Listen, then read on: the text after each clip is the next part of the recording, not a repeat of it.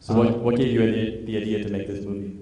I'd met Sam Rockwell, who was the actor in this film, a while ago, and I talked to him about doing another film, and he really liked the script for this other film that I was going to do, but he wanted to play a different character than the one I wanted him to play.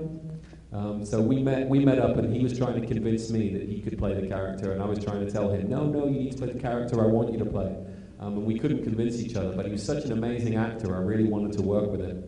So I actually wrote the film for him. So that I could get to work with him on my first film. Sorry, what was that? Yes, cool beans indeed.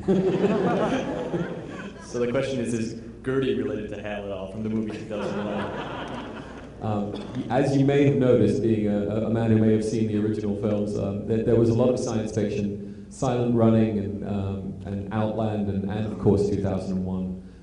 Which we pay homage to. Gertie is a composite character, but Hal's very much, Hal 9000 is very much involved. But what I hope we did is we used the visual sort of stylings of Hal and Kevin Spacey's voice to make the audience expect a certain thing, and then Gertie obviously turns out to be a very different character than Hal was. Yeah, in the back here.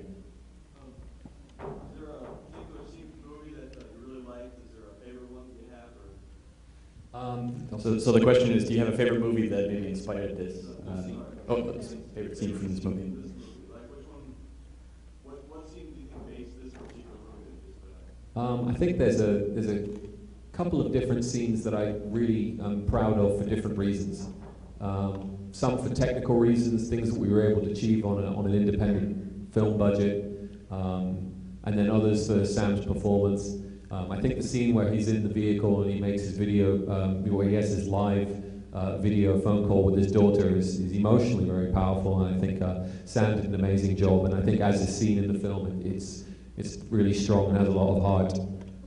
I think a lot of the scenes between the two Sams are really good for the same reason. You know, you do kind of forget, at least I still forget that it's one guy playing both parts. I think he does an amazing job. And then on a more technical level, I think the ping pong scene was something that we worked really hard on, and it was very difficult to do. So is the vision of the movie based on a lot of science fiction movies that you've seen before, and how much real NASA technology do you wrap in the movie? It's a limited amount of real science.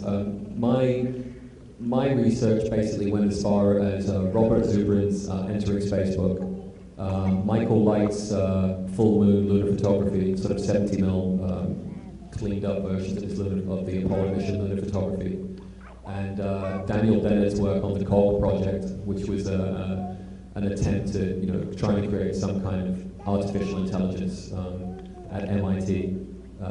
My background in philosophy was trying to study how to apply ethics to artificial intelligent machines and very ridiculous theoretical science fiction stuff. What was the movie Solaris part of the inspiration for the movie? It was definitely part of the collective canon of movies that influenced me growing up. It was one of many. There's a lot of. I think if anyone watches science fiction films, they'll be able to pick out lots of different things, lots of different films that I appreciated and loved.